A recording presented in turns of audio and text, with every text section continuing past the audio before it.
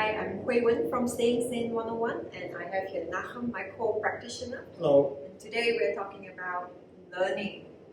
Yeah, learning, having that learning mindset is important, I feel, because when we adopt a learning mindset, it opens up our mind into other things and not having that close-mindedness into seeing things that we want to see.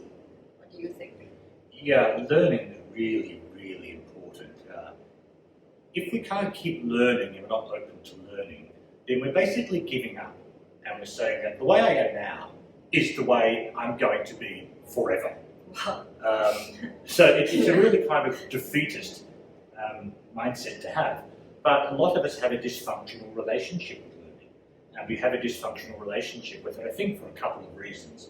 One is the way that we are taught to learn at school, which is very much kind of learn this, get tested on this, learn this, get tested on this. It's a very narrow definition of learning, and it's a very academic definition of learning, not a very experiential one. Yeah. And the other one is this idea that you learn, when you're a kid, you learn, you go to school, you go to university, then you get a job, you're in the workforce now, your learning days are behind you, and then you've entered a different phase of your life. Yeah. So. And they thought that I should know this by now. I should have known this already. I don't need to learn this. I know this already, right? Right, and yet you probably don't know it because they didn't teach you a lot of things at school. I mean, the famous example they always have is that no one teaches you how to manage money at school. No one teaches you how to communicate effectively at school. No. Nobody teaches you how to manage your emotions, how to talk to your boss, how to deal with your co-worker who's stalking you. Oh, yeah. There's all sorts of things that do. So there's no reason that you shouldn't know it. Yeah, good. Yeah, what do you think we can do to have a learning mindset? What is a learning mindset to you? I think a learning mindset, I think there are two parts to this. And learning is something as a professional martial arts teacher that I have given an enormous amount of thought to.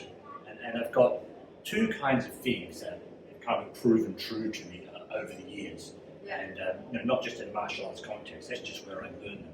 Obviously, I apply them in coaching and elsewhere. But one is, what is the right mindset to learn? And it's really difficult because the correct mindset to learn is one of sort of abject humility, if you like. You can't learn something until you admit that you don't know it. Yes, very good point. You cannot, if you pick a guitar up and you think because you listen to the Foo Fighters a lot, that you can play a Foo Fighters song and you know how it sounds.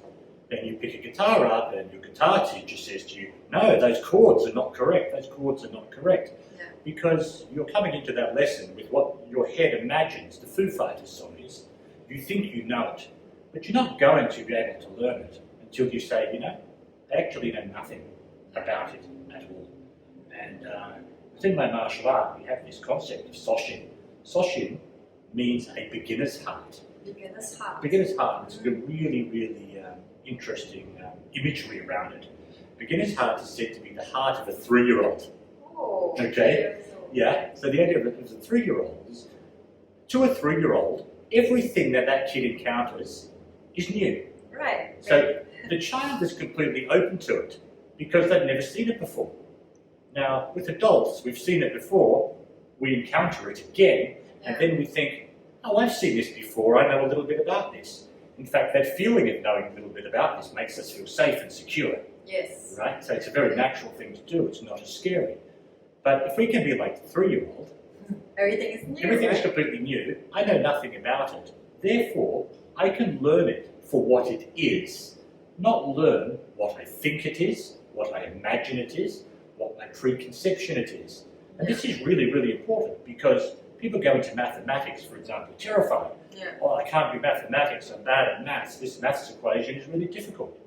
Is it? You haven't done the maths equation yet. You don't know if it's difficult yet. That's an interesting point because only recently I got a client asking me, oh no, I've got a job interview and I'm really scared. I said, okay, let's change the way we see it. How about we see it as a learning thing? It's just a practice. It's just practicing being comfortable talking to interviewers. Just practicing instead of going straight to the outcome. I'm going to fail this, Yeah. right? Jumping straight to the worst kind of situations already. Yeah, the kind of be at the starting point instead of going straight to the end. Being straight to the Yes. end. Yeah, so you can't learn it if you've gone straight to the end. You Yes. have to go through the lesson Correct. to learn the lesson. Yes, Right? and the very definition of learning is not knowing how to do it yet. Yeah. And that's okay. And the other part of it is what learning is. And there's a saying that, practice makes perfect, and then people like to refine that and say, oh, perfect practice makes perfect, or deliberate practice makes perfect, or any of these kinds of things.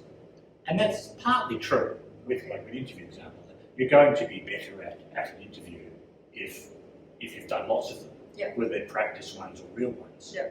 But you're not going to be better unless you do the first interview, look at it and say, I didn't do very well in that part of the interview, I'm going to change it Yes. the next time I do the interview. So learning doesn't just involve doing something again and again, it involves change. Learning involves changing. You want to do something, you want to get a different outcome, you want to learn something new, different. you've got to do Yes. something different, not just Yes. do the same mistake or the same thing over and over and over again. That's not learning, that's mindless repetition. Yes, and in sessions, it's a great example when we get clients to do something different. I often ask about what do you want to feel changed through sessions with us, right? And he or she would say, oh, I want to be able to communicate better. I want to manage my emotions better. Then when it comes to practicing it, or when it comes to the doing parts, I usually don't do that. I usually don't say things like that. Then I would highlight, then how are you going to learn how to do, how are you going to learn to do what we practice here and change, get a change that you want. Yeah, Right. and it's right in your client's language. I don't normally do that. Yes. And built into that is this idea that that's the way I am. We started at the beginning saying that if you can't learn, you're going to be the way you are now, Yeah. pretty much forever. Yeah. See, I don't normally do that. Well, that's precisely the problem. Yes. Until you change to do that. Yes. But the great thing is you can change. Yes. Once you're aware of what you need to change, Yeah. then it just takes some courage and then some practice. Like you were saying, humility and courage. Yeah. It's okay. I don't know why people tend to think that I should be able to do that already. Step into a room and straight away think that I need to impress. I need to Yeah, do it right. you've hit the nail on the head. This idea of impressing is very much there.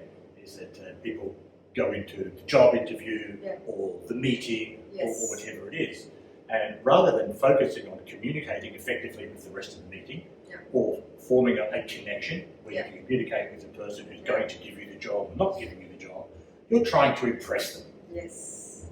and you're already in trouble there. Oh, you trouble. Not just interviews, like people come to me and ask me how to talk to girls, how to Right. talk to, how do you date someone?